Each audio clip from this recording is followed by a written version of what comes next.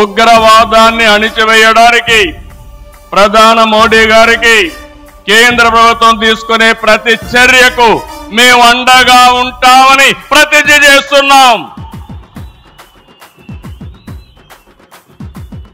मोदी जी, हम आपके साथ हैं।